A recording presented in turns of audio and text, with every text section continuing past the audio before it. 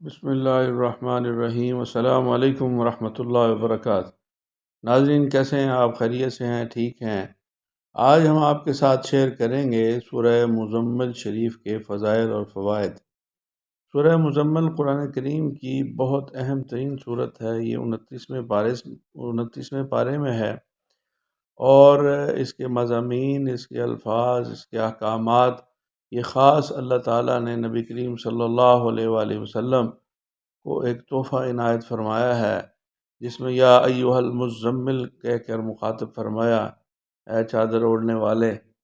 تو سبحان اللہ، اللہ اکبر، یہ بہت بڑی صورت ہے، بہت بہت بہت بڑے اس میں اثرات ہیں، بہت فوائد ہیں، ثمرات ہیں، روحانیت ہے، انوار ہیں، تجلیات ہیں، اور اس کے بہت سارے اعمال ہیں، بہت سارے عملیات ہیں سورہ مزمل شریف کے۔ تو انشاءاللہ تعالیٰ وہ جیسے جیسے وقت کے ساتھ ہم آپ کے ساتھ اس کے فضائل اور کمالات اور اس کے اعمال اور اس کی زکوٰۃ وہ شیئر کرتے رہیں گے۔ تو ایک بزرگ فرماتے ہیں کہ عامل کو چاہیے کہ سورہ مزمل شریف کا معمول رکھے، اس کو کم سے کم، بالکل بھی جو کوئی بھی، یعنی جو بالکل ہلکا، کم سے کم 3 دفعہ تو ایک آدمی کو، ایک عامل کو اس کو پڑھنا چاہیے، اور زیادہ سے زیادہ 11 دفعہ بھی، اور اس طرح جتنا زیادہ پڑھے گا اتنی ہی اس کی روحانیت اور اس کی برکات اور ثمرات میں اضافہ ہوتا چلا جائے گا۔ تو اس میں ایک خاص بہت بڑا عمل ہے کہ اس سورہ مبارکہ کو ایک خاص عمل کے ساتھ، خاص ترتیب کے ساتھ، اور پرہیز کے ساتھ، اور اس کا حصار لگا کر، اور بہت زیادہ، یعنی کپڑوں کا اور اس طرح ساری چیزوں کا، اگر انسان بہت زیادہ احتیاط کے ساتھ اس عمل کو اختیار کرے تو وہ بہت خاص اعمال ہیں۔ وہ ہر ایک کے بس کے کام نہیں ہوتا، تو وہ جو چاہے، جو ذوق اور شوق اور جذبہ اور لگن رکھنے والا شخص ہو، تو وہ یقیناً اس کو فائدہ اس کا حاصل کر سکتا ہے۔ تو بہت سارے مشائخ نے اس سورہ مبارکہ سے روحانی فوائد حاصل کیے ہیں، اور ہر بزرگ نے اپنے اپنے طریقے سے اس کو پڑھا ہے۔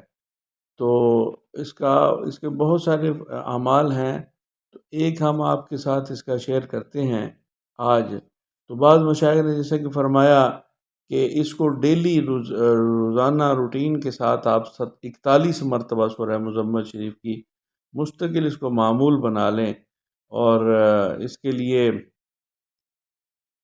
صدق مقال ہونا چاہیے، اور عقل حلال ہونا چاہیے، اور کپڑوں کا صاف ہونا، خوشبو لگا کے ہر وقت انسان پاک صاف معطر رہے، عطر لگایا ہوا ہو، خوشبو آ رہی ہو، اس کے اندر نجاست نہ ہو، اس کے کپڑے بھی پاک ہوں، جسم بھی پاک ہو، اور ہر وقت درود پاک کی بھی کثرت کرتا رہتا ہو، اور تسبیحات اور تحلیل میں مصروف رہتا ہو، تو وہ اس کے فوائد سے صحیح طرح سے بہرہ مند ہو سکتا ہے۔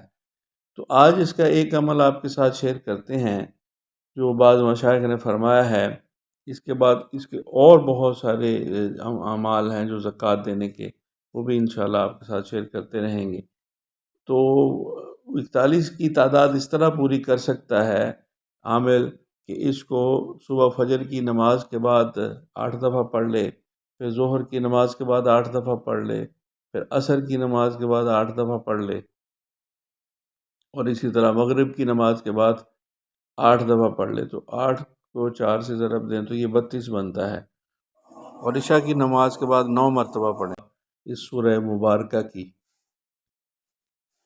تلاوت انسان کر لے اور اول آخر درود شریف پڑھ لے تو انشاءاللہ العزیز اس کی بہت زیادہ روحانی فوائد اور ثمرات حاصل ہوں گے۔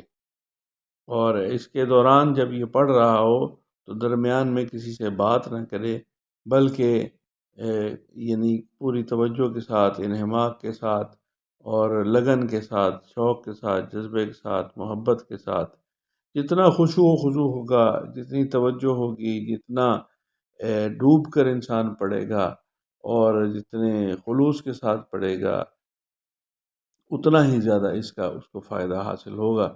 تو آج یہ ہم ایک عمل اس کا شیئر کیا ہے، انشاءاللہ اپنے وقت پر اور اس کے بہت بڑے بڑے اعمال انشاءاللہ شیئر کریں گے۔ آپ اس کو پڑھیں اور اس کے فوائد اور ثمرات اور برکات حاصل کریں۔ آج کل چونکہ رمضان المبارک کا مہینہ چل رہا ہے تو اس میں یہ شروع کریں آپ، تو انشاءاللہ تعالی اس کی روحانیت اور نورانیت، رمضان المبارک کی روحانیت کے ساتھ مل کر، رمضان المبارک کی نورانیت اور روحانیت کے ساتھ مل کر یہ کئی گنا اس کا اثر بڑھ جائے گا۔ اللہ تعالیٰ توفیق عطا فرمائے۔ آپ اس کو پڑھیں اور دعا ہمارے لیے بھی کریں، اپنے لیے بھی کریں۔ اللہ تعالیٰ آپ کو عمل کی توفیق عطا فرمائے۔ والسلام۔ آپ ہمارا چینل سبسکرائب کر لیں، اس کو لائک اور شیئر کریں۔